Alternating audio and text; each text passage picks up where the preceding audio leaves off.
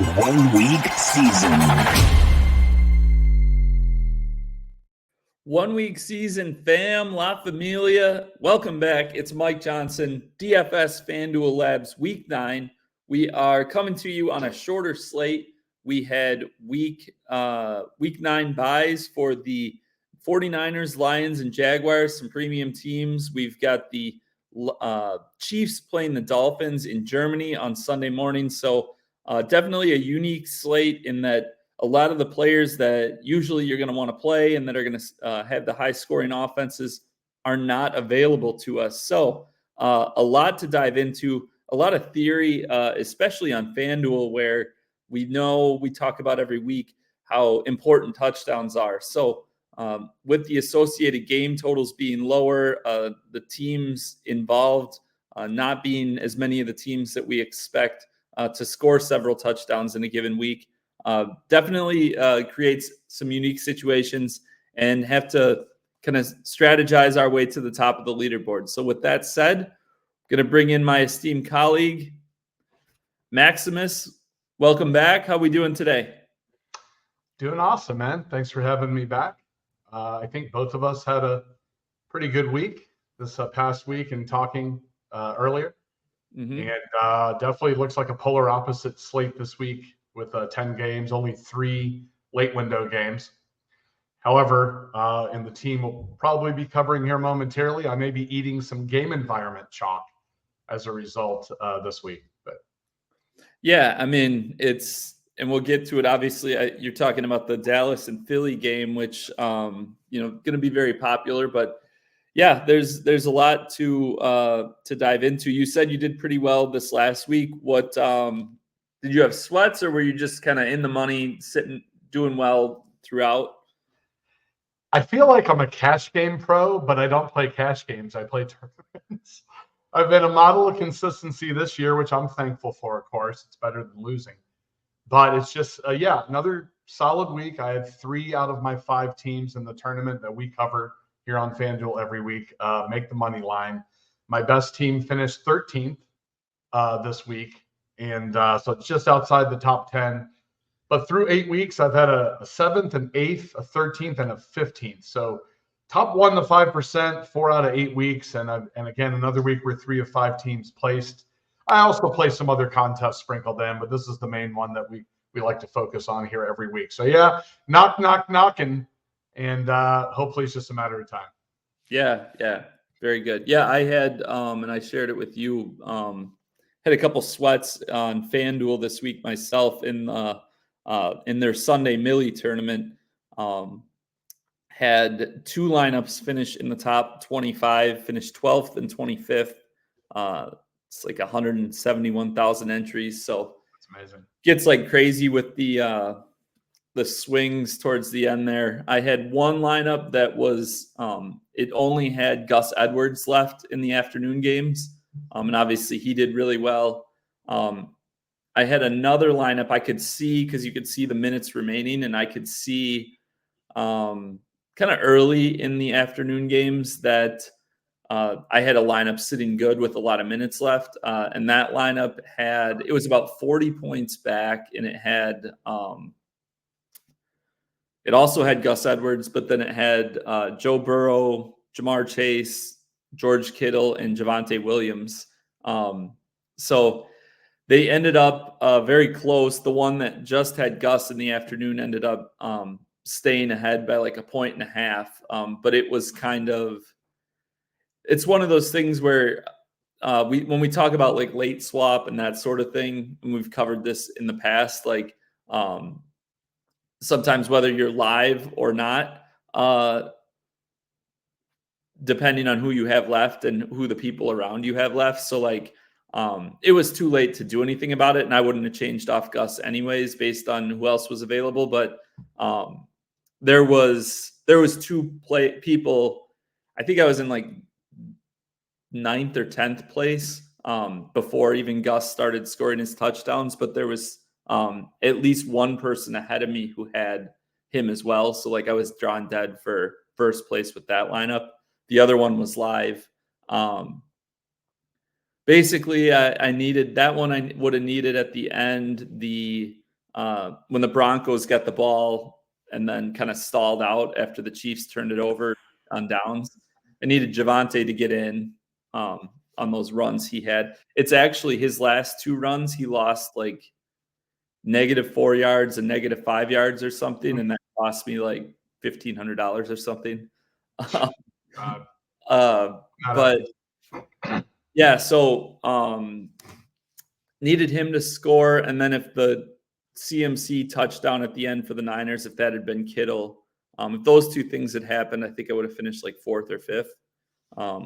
But yeah, giving myself shots at it. So that's all you can really ask.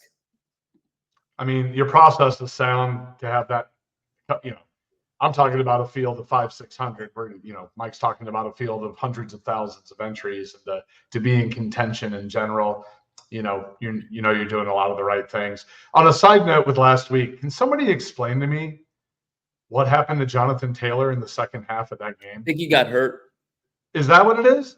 Because I wasn't watching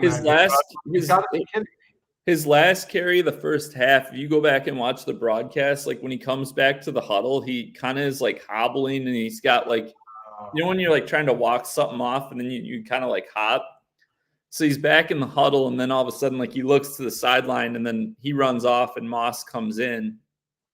I think it was like a 2-minute drill, and like they just like played it out. But then in the second half, he had, I think, 1 carry. And I mean, I think he wasn't on the injury report yesterday, but I don't know. I mean, that's the only explanation that makes any sense to me. I mean, he had 11 carries for 94 yards. It is unbelievable. I mean, my guess is he had the ankle issue all off season. He had surgery on it. That's kind of what derailed his season last year. My guess is he tweaked it or whatever. They taped it at halftime. They gave him a run, but they just paid him $45 million. And Moss, I mean, you don't drive your Ferrari to the grocery store, right? So a couple of my teams would have, if JT just would have done anything in the second half. I had 3 teams that placed, but the one that finished the best, I don't think had JT, but the other 2 did. And Pollard was a bust. I should have went with my instinct and just go against the chalk there. But we have talked about eating running back chalk this year has been kind of viable, and then differentiate in other areas. But yeah, I was just curious because I did not get a chance to watch that game, but I was like, the bottom fell out. Okay, that explains a little bit better. So I mean, I don't know that for sure, and like I said, he's not on the report, but just like, I mean, makes sense. Putting the things together, like how do you, it was a competitive game. Exactly. The dude is going nuts in the first half, and you just stop playing him. Period. It's a competitive. It's got to be an injury. It's funny too. You bring up Pollard because I saw a couple people like speculating, like they wonder if there's like some underlying health thing he's like battling, like something that doesn't keep him out, like the type of thing where all of a sudden in January or February you get a report like, oh, Tony Pollard underwent some successful ankle surgery, or a knee scope or something, like a cleanup where he's fine to play but he's not totally himself. That there's been a couple people speculating that could be the case. I don't necessarily think so, but I mean, it's the NFL, what these dudes go through. It's you would have thought the Cowboys would have brought somebody else in, maybe like a veteran, like a Fournette type or something, if that were the case. I happen to think maybe just Kellen Moore was able to scheme Pollard better within their offense than McCarthy currently. But so I think the bigger issue is how Pollard was used. Like everybody always wanted Pollard to be used more, but he's being used more now. But a lot of the ways he's being used are like between the tackles. Like he'd probably be better on 16 to 20 touches, with like 6 or 7 of those being targets, and most of the runs being outside runs.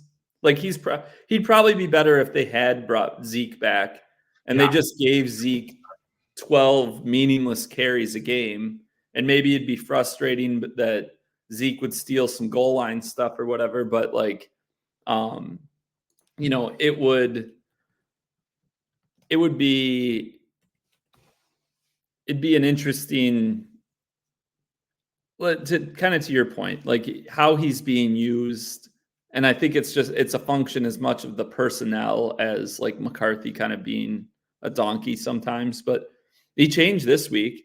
I mean, they opened it up. I did the edge right up for that game. And their first drive, they called pass play on 10 of their 11 snaps. Went down the field and scored. And then they were still pretty pass heavy throughout the first half until they were up like 33-3. So, maybe they came out of the bye and they changed things up.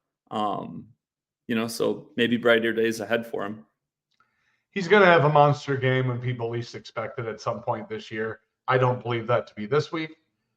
And I think with what you just described is a good segue into the team that. Yeah, I was just going to say this plays well. We can go ahead and pull up your team. And there we have it. So you've got the Dak Prescott, CeeDee Lamb, Jake Ferguson, the Dallas double stack there with DeAndre Swift as a bringback. Why don't you share with the people, just a reminder, this contest that we build for every week, it's the 30K Sunday NFL Touchdown. It's a 5-entry max tournament, $65 per entry, $4,000 up top for first place. 131 places are paid, which is 25% of the field. That's a great payout structure, very sustainable for your bankroll. Just a really good all-around tournament. So just a reminder, that's what we're building for. And I wanted you to, why don't you start us off, share with me or with the viewers what you shared with me before we came on stream regarding the results of this tournament throughout the year. Yeah, I kind of went back and looked at just first place teams through 8 weeks now. And it was interesting to see that every first place team, with the exception of 1 week, was a quarterback double stack and a bringback, which I know we've kind of talked about maybe not having as much of the need for the bringback on certain weeks. But in terms of this contest, it seems to still be viable. Ironically, the only week that it wasn't that setup was the week where the number one guy, he had Tua, not with Tyreek, single stacked with Waddle, and then he had 2 bringbacks in Chuba Hubbard and Thielen. That was when the Panthers played the Dolphins.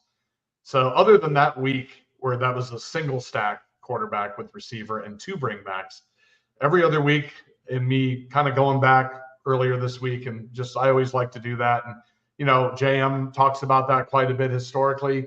You want to go over contests, you want to see what first place teams are looking like, and my teams have been following suit to that structure for the most part, which is more of a kind of a classic structure, I guess. But in terms of small field on FanDuel, clearly with me looking back at these results, it seems that quarterback core shell with bringback is still very viable this season.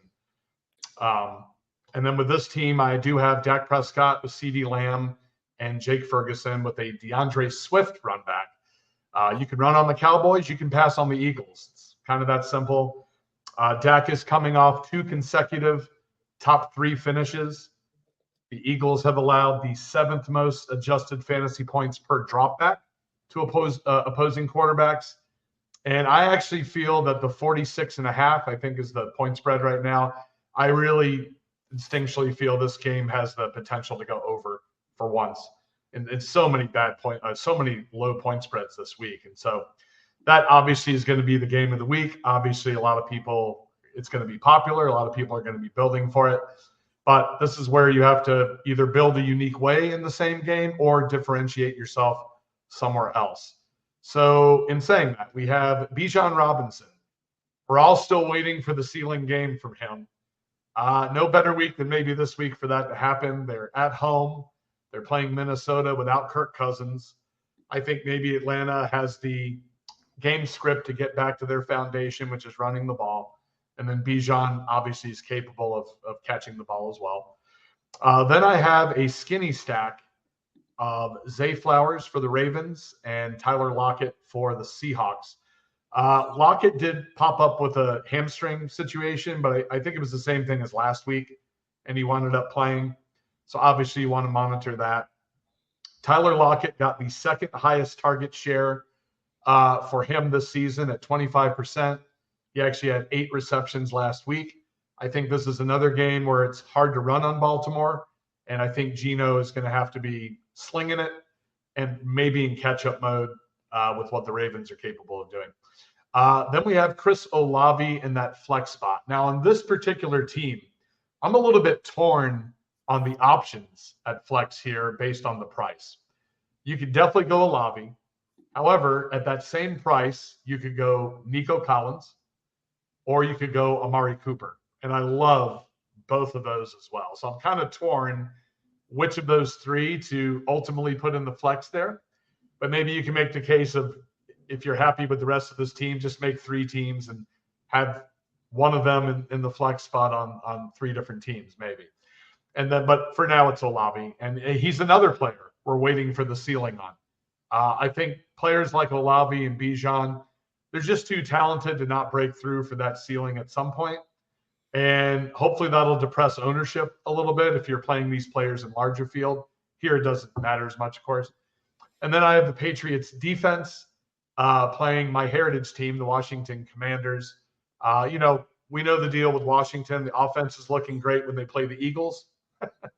But in this case, they'll be on the road, turnover prone, sack prone, playing Belichick defense at 3,700. It's on the cheaper side of a defense that is capable of taking advantage of Howell from time to time in that game. So that is the initial team. However, I do have a twist.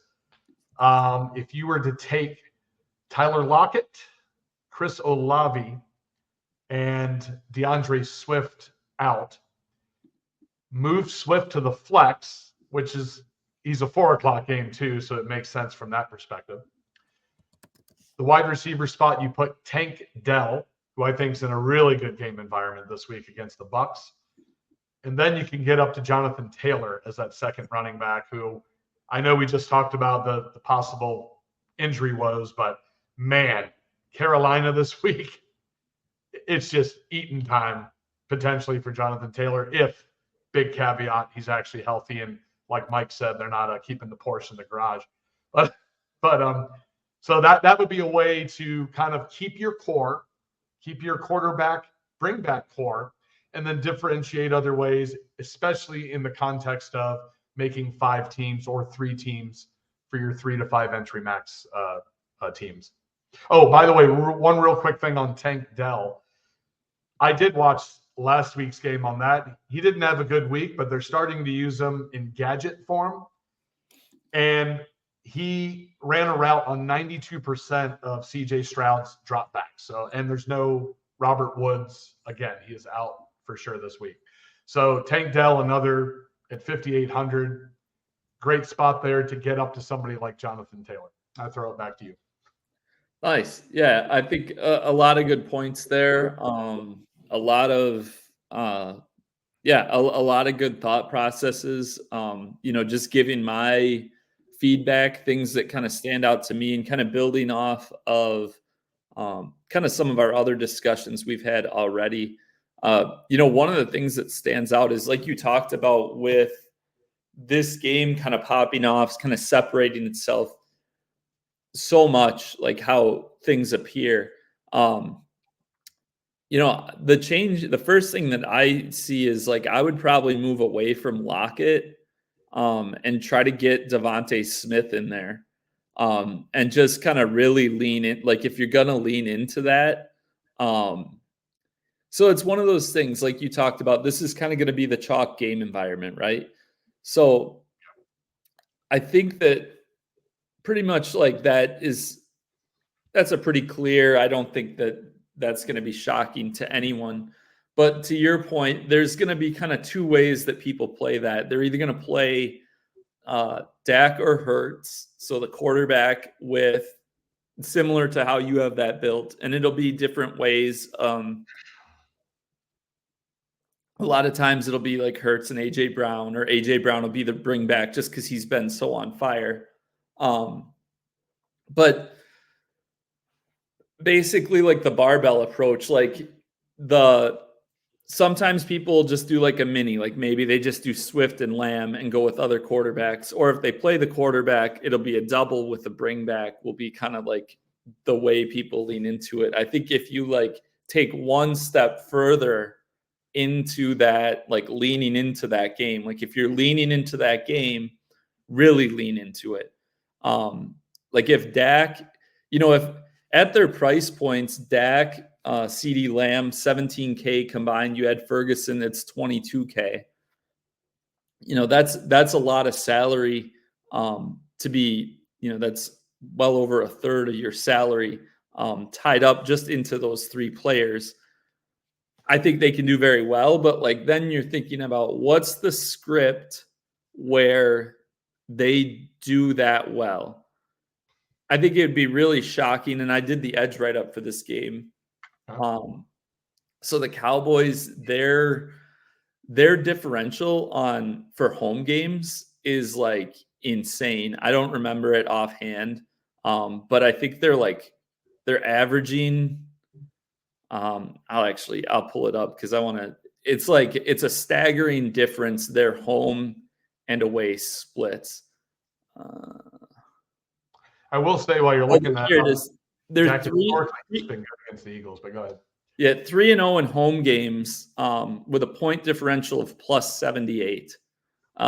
In their road games, they're 2-2 and a -1 point differential, and that's despite the fact that they lost by 40 points, or they beat the Giants by 40 on opening night. So they're actually -41 in their last 3 road games.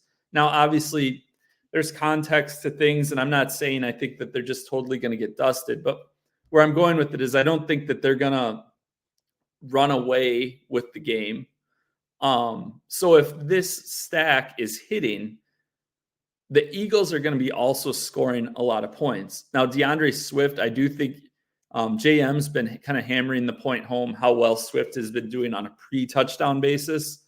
Like his scoring average before touchdowns, if you removed all touchdowns from all the players, how he ranks relative to all the other players, very high. I don't know the exact numbers, but he's producing at a high level. The touchdowns just haven't really been there. Now, I do think at some point he's going to score some touchdowns. But that being said, we have kind of a large sample of he's not the guy who gets a huge percentage of the touchdowns. So it's really unlikely the Eagles score 3 touchdowns and he has 2 of them, if that makes sense. If he scores 2 touchdowns all of a sudden and it's pushing the Cowboys, the Eagles probably scored 4 or 5. So that's where I'm going with the Devontae thing, is let's really lean into that the Eagles are going to score 4 or 5. And I think that those two are kind of, I also, Scott Barrett, do you know who Scott Barrett is at all? I do. Yeah. From Fantasy Points. He tweets out some really useful stats sometimes. And this week I saw him tweet out just like the yards per route run for Devontae Smith and AJ Brown. And Devontae Smith's is far higher against defenses that play 2 high safety looks. And AJ Brown's is much higher against teams that play 1 single high safety looks. And the Cowboys play primarily 2 high safeties. So, schematically it sets up well for Smith. Price-wise, it kind of fits here. And it just fits that whole build where, like, I think there'll be, like, you're leaning even further into, like, this is going to be the game that separates itself. So that's just my initial thing. And then, you can go however you want about it. You'd end up having to find a different $100, but that was the biggest thing that stood out to me when I was looking at this lineup. Well, I like your point on digging into the game. Some people will call it overstacking, which is very viable, especially in small field. So I definitely like that point. My only retort with Swift would be, and I watched closely Hurts last week. Clearly, there's something bothering Hurts as far as his rushing goes. Because maybe it's the brace. Maybe they're just, not really talking about, similar to the Jonathan Taylor situation. But definitely Hurts was not running like he typically would. And I think maybe that, if that's still kind of trending that way, that's where Swift may be getting even more used than he already is. That was kind of my thought on that. Hurts. Yeah. I love that thought for sure. And I totally concur. I brought that up also in my edge write-up. It was his season low in rush attempts and rush yards. I think he had 4 rush attempts for 6 yards. And his previous low for the season was, I think, 9 rush attempts or 8 rush attempts. So it was a pretty staggering difference. And it was a competitive game. They were tied going into the fourth quarter. So, he still threw the ball well and performed fine in that regard. But there's clearly something. It's either he's not. I don't know that he's not capable of it, or it's as much just him and the team being like, let's just be smart about this. We got a week 10 bye. Let's cut back the running for a couple weeks here. So yeah, I think that there's a lot to be said there. And that kind of goes, even further into why I think like making that adjustment would make sense, because the thing with the Eagles that's always tough sometimes to stack with them is because Hurts can run, right? And because they do, he'll steal the touchdowns, all of a sudden you can have a stack where it's like, yeah, I stacked it, or I played the right game, but then, he sucked up so much of the production that these other guys, like not enough of them failed, or not enough of them got there. And I think that, you look at who's likely to benefit. Well, one, if he's running less, it's going to be Swift is probably going to touch it more. Swift is probably going to get more chances to score, like you said. And then he's going to throw it more too, because, they're taking away, 5 or 6 runs a game that they might have designed for him, or be scrambles where now maybe, he finds a receiver to throw it to, or they call a pass play instead of, on those RPOs, instead of him keeping it, he hits a quick slant or something. So again, that's all those skill players on Philly are priced in a way. All the non-AJ Brown skill players, I should say, they're priced in a way that centers around the Philadelphia offense having a lot of that production sucked up by Hurts. And so guys like Swift, Devontae Smith, Dallas Goedert, their touchdown expectation and their likelihood of hitting like a ceiling game is significantly higher on a week like this, in my opinion. And like I said, they have the week 10 bye. Sometimes things like that, we've talked about it in the past. Kind of one of my bigger edges, I think, is like being able to put myself in a coach's mind because of my coaching background. And yes, this is a huge game. And I think when push comes to shove, if it's close in the fourth, like Hurts will take off if he has to. They'll do the tush push if they need it. But they have a week 10 bye. And ultimately, their goal is not to beat the Cowboys in week 9. Ultimately, their goal is to go to the Super Bowl. So, yeah, I think he's going to have that that similar approach that he had last week. And for guys like Smith, Swift, and Goddard, that just totally raises their projection in a way that the algorithm isn't going to adjust for, the pricing algorithm. I agree. And the other thing I love about your Devontae Smith switch out, he joins the list of a couple of other players on this roster that are just so talented and have not hit ceilings yet, like Bijan and Olave. These are players where recency bias can work in our favor, with maybe not as, if you're in a larger field, especially with people not owning them as much because they don't see the results already. But you know what they're capable of. So, in spots where it's good game environments or good setups, you need to keep playing these players. I mean, unless it gets to the point where you find out something where it's just beyond reproach, they're just not going to produce the way you expected. But that's the other thing I like about Devontae. And rest assured, especially on this week, there's so much uncertainty at the quarterback spot, guys. In a tournament like this, you definitely want to always consider Lamar Jackson and Jalen Hurts. And they also go with Mike's Fanduel course as the dual threat quarterbacks.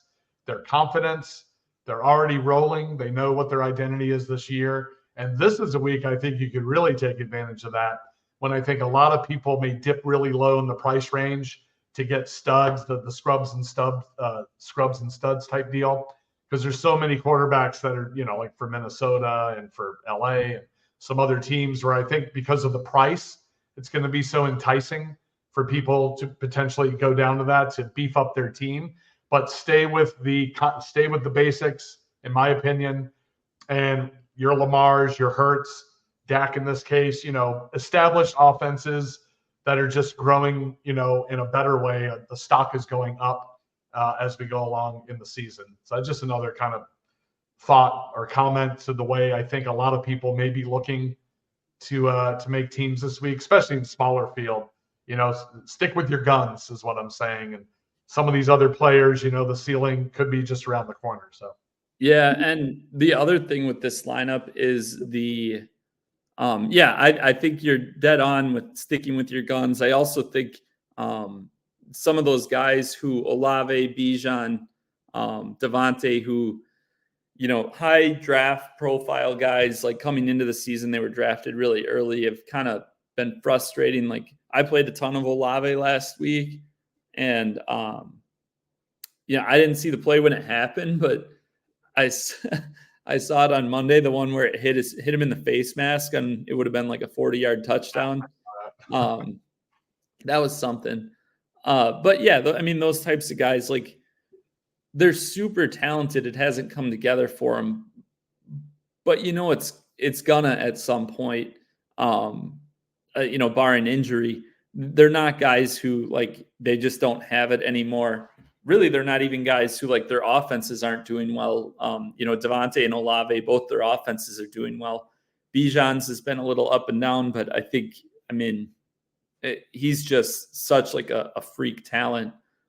He makes a ton of sense. The other thing with this lineup, because of the pricing, so Pollard, he's down to 6,600, just because of his perception and what the expectations were for him. And that's like such a startling price point. He's projecting, and I think it's probably accurate, to be like over 30% owned. Really? Yeah. And because Dak, so much of DFS is like psychology, and the price, like CD Lamb went up 1,000 from 7,800 to 8,800, primarily because he had his like a career best game, but also I think a lot of that has to do with the slate as a whole, like the other options, how they've priced things. They priced him up a bunch. Dak went up like almost $1,000. He's at 8,200. So their prices went up so much that, they're actually not going to be as high. They might be higher in small field, but they're not going to be like crazy chalk. So, the way most people are going to play this game is actually going to be probably through Pollard, because of the perception of him, and then AJ Brown and Hurts are probably each going to be two of the higher owned quarterback and receivers. So I think that's a really cool thing about this lineup that you built. You built this lineup in a way that you really liked, and players and the game environment you liked. And I don't think that your purpose there was like, oh, I'm trying to leverage, or I'm going to get this guy at low ownership. Am I correct in that assumption? Oh yeah, the whole Pollard thing is you just don't run on the Eagles. I just don't see it this week with Pollard. But yeah, right. So, and we've talked about this, like, and because there's been some weeks where you put your lineup up there, and there's like, you've got a few guys that end up like they're projecting to be really highly owned. So I think that it's really cool how on for either way, Like you built a lineup that you really liked, players that you felt good about. And then on the back end, you can look at it and say, oh, wow, that's cool. Like I have leverage off Pollard because I have, the Cowboys passing game, which is going to be lower owned. I think the mistake a lot of people make is they try to find the leverage spot and they force it in there instead of being like, oh, this is a really good play, I'm going to play it. It's also got some leverage, if that makes sense. I think that a lot of times people get too cute with like worrying about ownership first. And that's something we've talked about. Oh, yeah. I haven't even, no, my process, I never look at ownership until like probably Saturday night. That's just how I am. Although that would be, if I did find out, you're kind of like fast tracking what my thoughts may be later in the week when I see that Pollard is that owned. Then it also has it has the added bonus of being leveraged. But yeah, right now I'm just in terms of just digging into the numbers and the game environment and how both offenses like to operate and what the weakness of their opponent is to attack. And yeah, I'm basing it more on that in this case. So. Well, there you have it. I think this is the week you break through. I hope so. I think we just cracked. Like with 5 teams, it's less FOMO, if you will, but there's not even a FOMO thing this week. I mean, in my opinion, it's pretty clear cut. Now, I will say Derek Carr is interesting to me this week. My only problem is, would the Bears be able to do enough for the Saints to kind of employ their full assault with between Kamara and Shaheed and Alavi? Derek Carr's at a nice price point on Fanduel. He would be maybe somebody I would consider, but I'm mostly going with the confidence and the dual threat and the game environments, and we'll see how it plays out. Makes sense. Absolutely. All right. Well, that will do it for us this week. Again, week 9, FanDuel Labs. I am M Johnson 86. He is Maximus. Find us on Twitter. Find us on Discord. Check out that FanDuel tournament. Let's fill it up quick so that they make it even bigger next week, but not too big because we love the structure. But yeah, hit us up in the comments. Hit us up on Discord and Twitter. We will look forward to seeing you guys next week. Best of luck, and we will see you at the top of the leaderboards. 1 week season.